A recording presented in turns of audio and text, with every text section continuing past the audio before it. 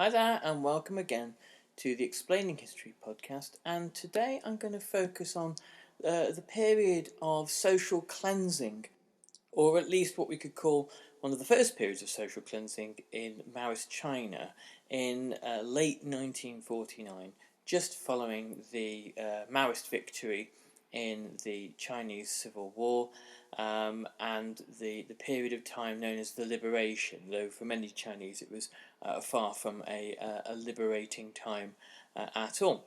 This is interesting because it tells us an awful lot about Maoism and about revolutionary ideas. Now, we have to kind of unpick what seems to be a contradiction here. During this period of time, it was mainly the targets were mainly poor people, vagrants, rickshaw pullers, prostitutes, beggars, pickpockets, the real down and outs who were sent to re-education camps. Why would Mao, who had Marxist-Leninist credentials, wage this war on China's poor? Well, they were essentially the wrong kinds of poor people. The kinds of poor people who, in Mao's view, had been corrupted by capitalism. They had essentially become subsections of capitalism themselves, prostitutes that sold the one resource they had, their own bodies, pickpockets and thieves that broke the law in order to accumulate goods. Normally they were looking to survive. Beggars who sold their belongings. In Mao's view, Mao later famously, when meeting with Khrushchev in China, saw beggars at the roadside during the Great Famine, and essentially said to Khrushchev, look, there's your problem, you see. Capitalism tends to restart itself whenever it gets the opportunity. Those people are selling belongings in order to accumulate wealth, whereas obviously this is a kind of an absurd notion. The reality is that they were selling their belongings in order to stave off starvation. So for Mao, the kind of the criminalized poor represented something that needed to be forced out of the new society, need to be almost kind of educated out of the new society, just as the kind of the wealthy capitalist classes needed to be re-educated or liquidated in whatever way was easiest. If one looks at Maoist propaganda posters of the 50s and the 60s, it's clear that there are certain productive classes, the peasants and the workers. The urban poor, the wretched, the beggars, are not there, and the reason why they're not there is because they're not deemed to be productive classes. There's not a particularly good advert for China anyway, and obviously no country does tend to put beggars on its propaganda material. But the key distinction was between those capable of work, or those willing to work, those willing to engage in the productive task of socialist construction, and those who were deviant, those who were lawless, and those who were really hangovers from the corrupting influences of capitalism. And today we're looking at Frank Dakota's excellent book, The Tragedy of Liberation, which, if you want a kind of a general primer for for Maoist China, 1945 to about 1957, this is the book to read. So Frank Dakota writes, more vulnerable were classes of people the regime perceived as threats to social order and drains on its resources. They were called lumpenproletariat in Marxist parlance, but parasites and trash by the party cadres who had to deal with them. Paupers, beggars, pickpockets and prostitutes, but also the millions of refugees and the unemployed who had come to seek shelter in the cities during the Civil War. Many urban residents who craved a return to social order after the chaotic years of civil war welcomed these measures. Some, however, feared that the cities might be emptied. So there would obviously, at the end of the Civil War, have been a widespread desire amongst many urban Chinese and rural Chinese too, but in this case, many urban Chinese, to see some kind of order restored. Often at the end of civil wars, people aren't picky which side necessarily wins, as long as the kind of the chaos of war can somehow be abated.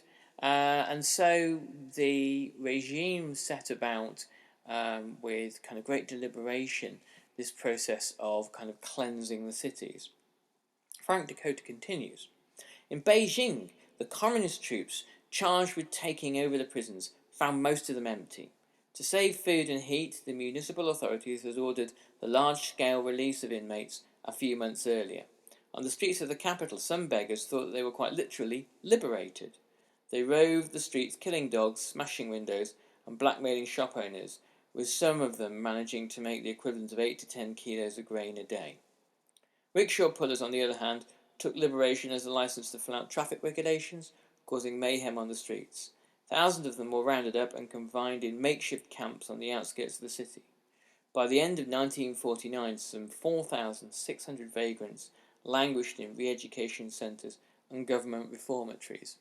Now, the mildly sympathetic view here might be that any party taking power at the end of a civil war would have an equivalent job of simply keeping society under control, of trying to prevent cities from breaking down into chaos. Okay, however, a more critical view would point out the kind of the ideological bent of these sorts of arrests, and the language as well. The idea that certain individuals were parasites, certain individuals were non-productive, certain individuals managed to kind of live off the commonweal while others had to do the toil. Of course, the vagrants and rickshaw pullers and petty thieves were forced to consider their behaviour, consider their beliefs, and reflect upon their lives. And of course, they were forced to immerse themselves in Marxist-Leninist Maoist doctrine. Some attempted to use their time in internment camps profitably. Some tried to please their captors and to present themselves as reformed citizens. Others sank into kind of deep despair at what had happened to them. The overarching theme that they were told was that their imprisonment was part of their liberation, that they were being liberated from the ideas that had oppressed them and misguided them all their lives. And the attempt to kind of subvert this sometimes led to the inmates losing their sanity, though this was often viewed as being a kind of a fake cry of mental illness, whereas in reality there were attempts to escape, there were suicide attempts, and in these camps were also children, and one report indicates that one frequent sight was children begging to be allowed to go home and not knowing what was going to happen to them.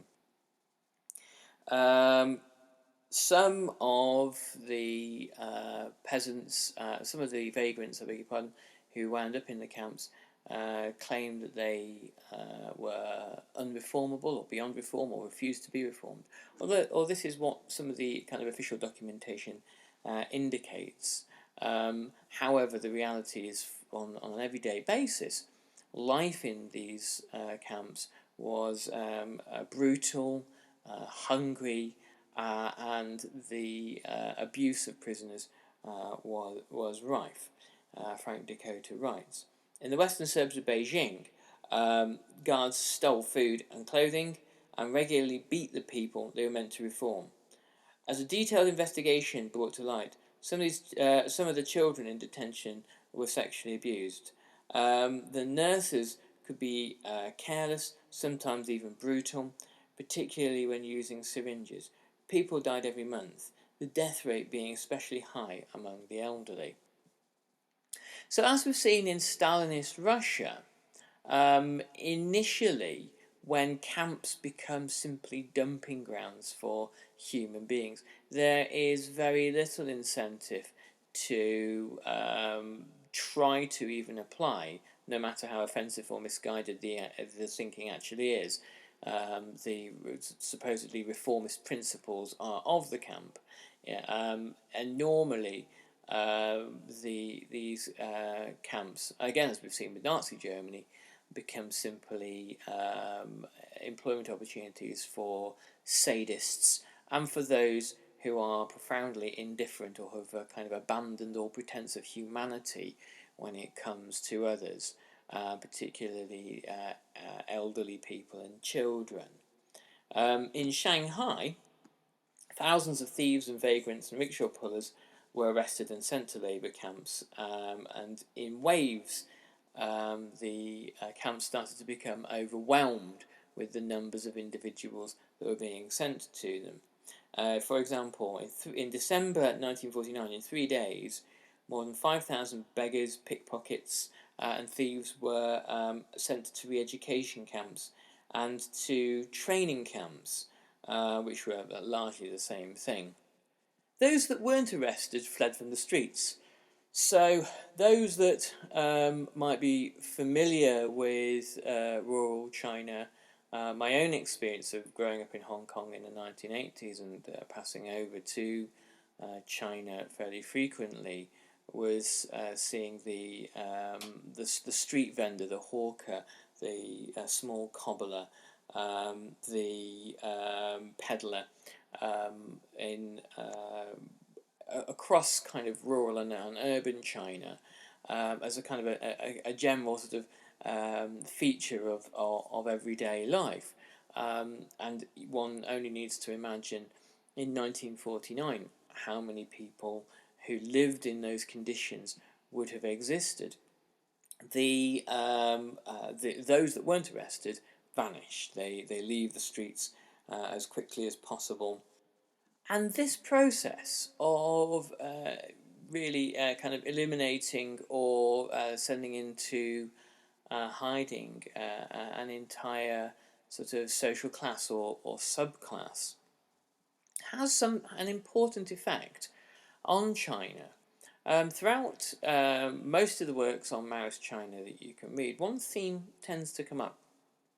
The idea that all facets of urban life and rural life, or kind of Chinese social life in general, become gradually sort of weakened so that there is only one primary relationship in the end, the relationship between individual and state.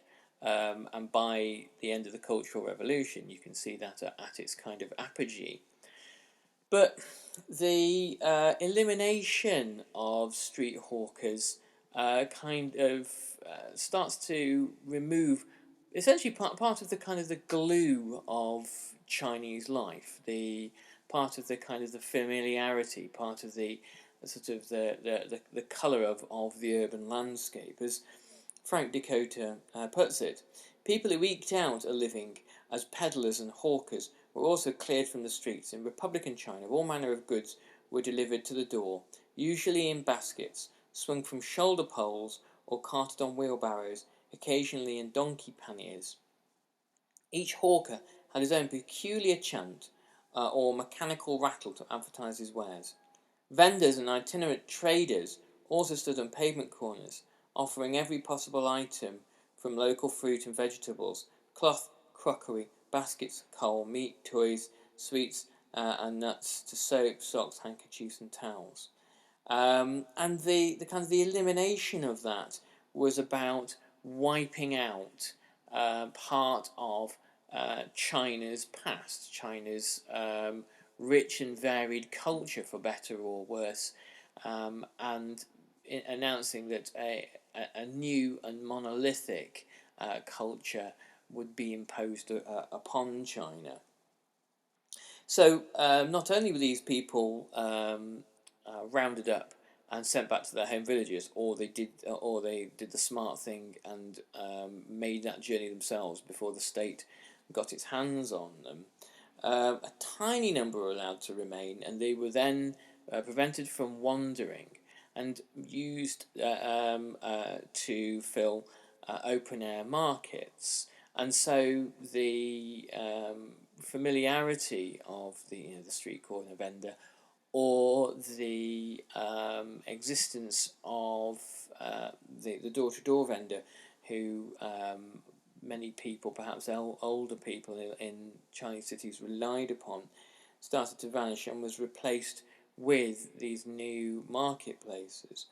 One in Tianjin was established on a kind of an old tract of wasteland.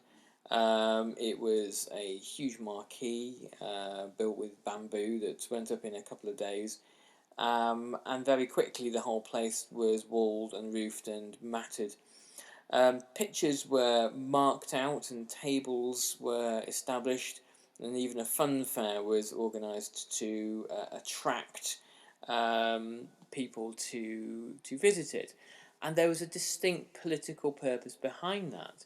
It was about now coordinating commercial activity in one place where it could be observed, monitored, controlled, and it could follow whatever ideological diktats the state wanted. And it was about the process of kind of coordinating the population and stamping out whatever kind of deviant individualisms might exist. And the ending of the street hawker. The same thing happened with brothels. In Beijing, 2,400 police officers raided brothels on November the 21st, 1949. 1,000 women and several hundred owners, procurers and pimps were arrested, and the female sex workers, instead of being treated for any diseases they might have, or being sent back to their homes, or being really helped in any meaningful way, were sent to re-education camps. Many who had come from small peasant villages in the middle of China and were not literate were set to work either learning Chinese, learning to read and write, or those that could read and write were given books on, told to read the evils of feudalism and capitalism, and tried to kind of politically educate them in the nature of their exploitation. Though it's entirely possible prostitutes in Beijing understood fully the nature of their exploitation, having lived through that exploitation throughout significant periods in their lives.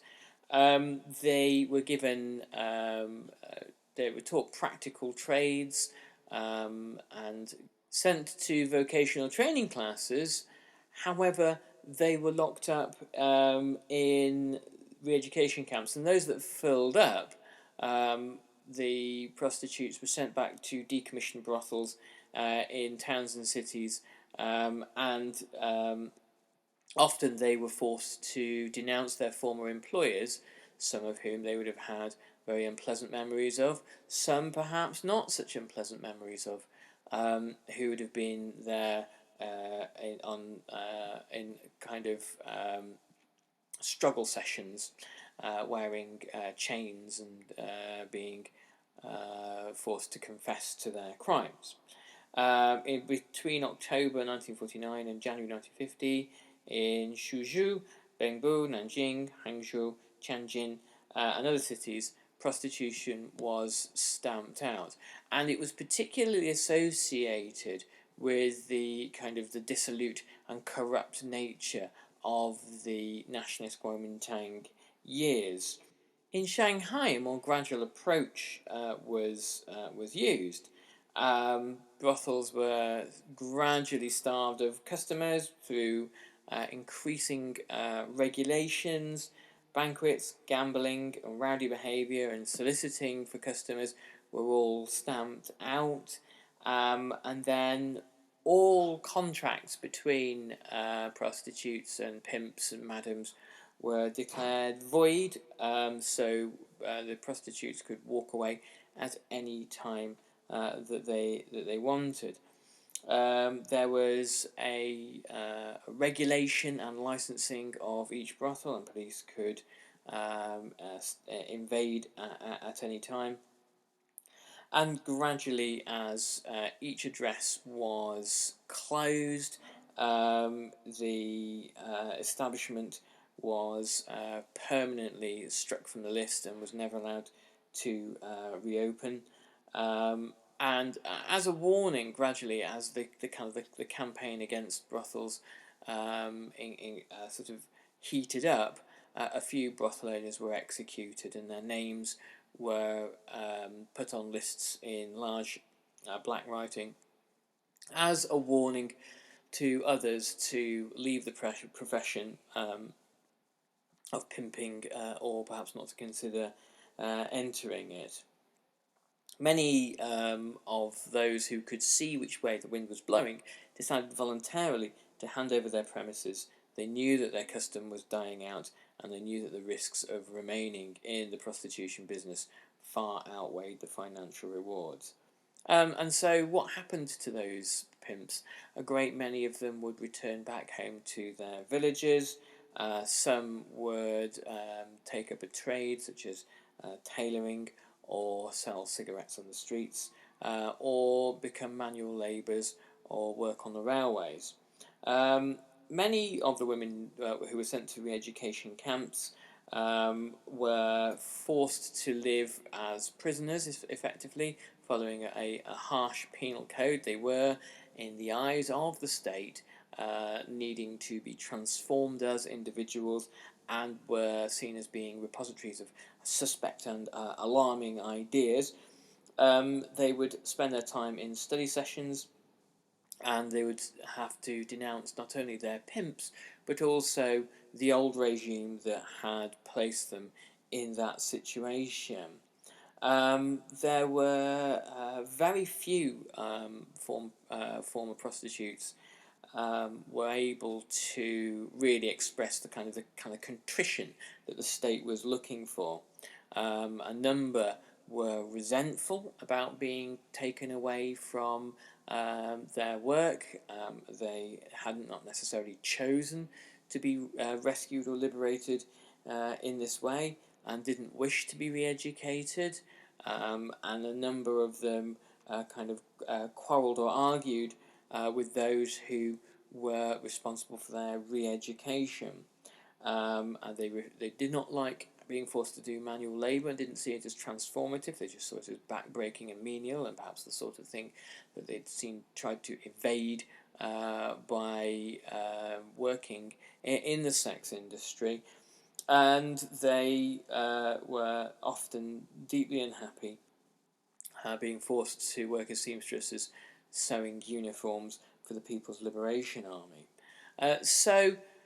The kind of enforced liberation of sex workers here had all sorts of unforeseen consequences, and one could argue that it was not especially being done for the supposed victims of sexual exploitation, but being done for the wider ideological needs of the regime, and a more nuanced approach to helping people to transition from exploitative sex work would look entirely differently.